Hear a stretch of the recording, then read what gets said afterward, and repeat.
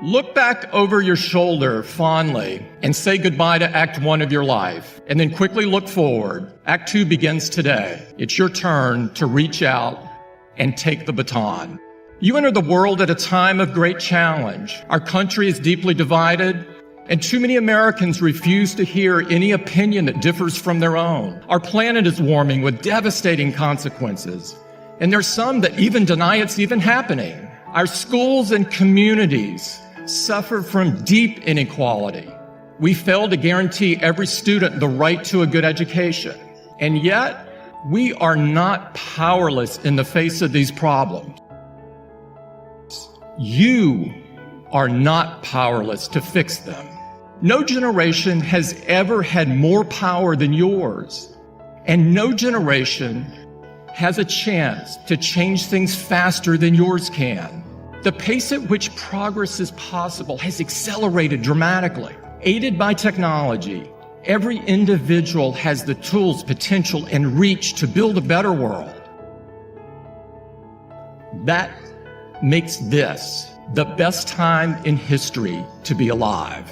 Whatever you choose to do with your life, wherever your passion takes you, I urge you to take the power you have been given and use it for good. Aspire to leave this world better than you found it. I didn't always see life as clearly as I do today, but I've learned the greatest challenge of life is knowing when to break with conventional wisdom. Don't just accept the world you inherit today. Don't just accept the status quo. No big challenge has ever been solved and no lasting improvement has ever been achieved unless people dare to try something different, dare to think different. I was lucky to learn from someone who believed this deeply, someone who knew that changing the world starts with following a vision, not a path. He was my friend and mentor, Steve Jobs. Steve's vision was that great ideas comes from a restless refusal to accept things as they are. And those principles still guide us at Apple today. We reject the notion that global warming is inevitable. That's why we run Apple on 100% renewable energy. We reject the excuse that getting the most out of technology means trading away your right to privacy.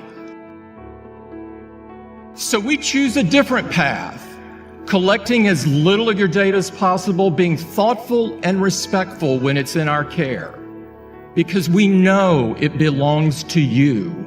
In every way, at every turn, the question we ask ourselves is not what can we do,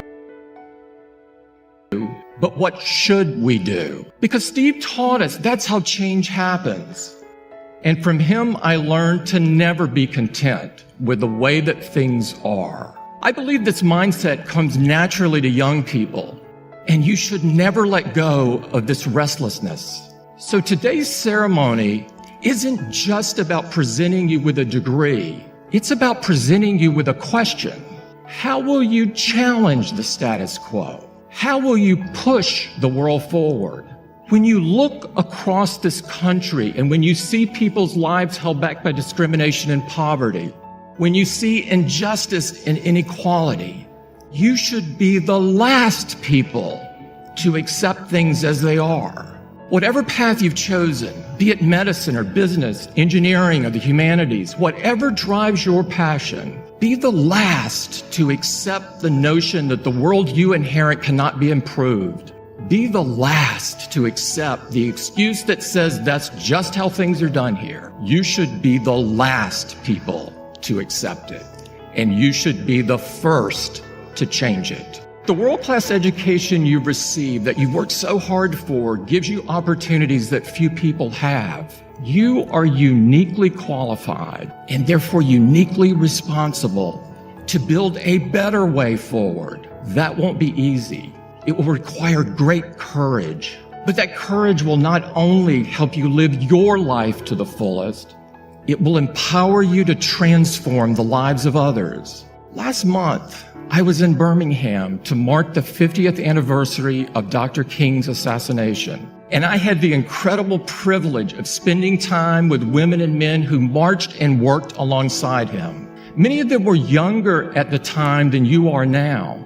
They told me when they defied their parents and joined the sit-ins and the boycotts, when they faced the police dogs and the fire hoses, they were risking everything they had, becoming foot soldiers for justice without a second thought, because they knew that change had to come, because they believed so deeply in the cause of justice, because they knew even all the adversity that they had faced, they had the chance to build something better for the next generation.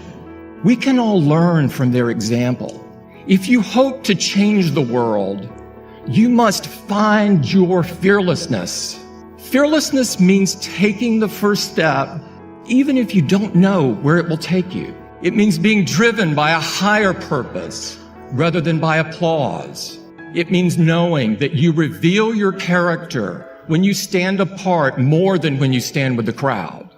If you step up without fear of failure, if you talk and listen to each other without fear of rejection, if you act with decency and kindness even when no one is looking, even if it seems small or inconsequential, trust me, the rest will fall into place.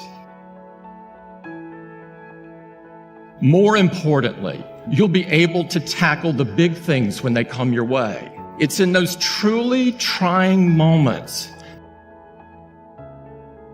that the fearless inspire us. Fearless, like the women who say, "Me too," and "Time's up." Women who cast light into dark places and move us to a more just and equal future.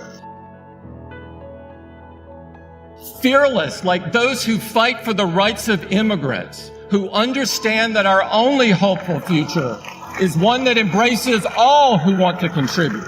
Be fearless.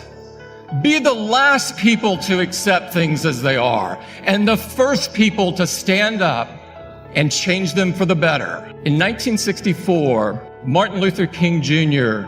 gave a speech at Page Auditorium to an overflow crowd. Students who couldn't get a seat listened from outside on the lawn. Dr. King warned them that someday we would all have to atone not only for the words and actions of the bad people, but for the appalling silence and indifference of the good people who sit around and say, "Wait on time." Martin Luther King stood right here at Duke and said, "The time is always right to do right. For you, that time is now. It will always be now. It's time to add your brick to the path of progress. It's time for all of us to move forward.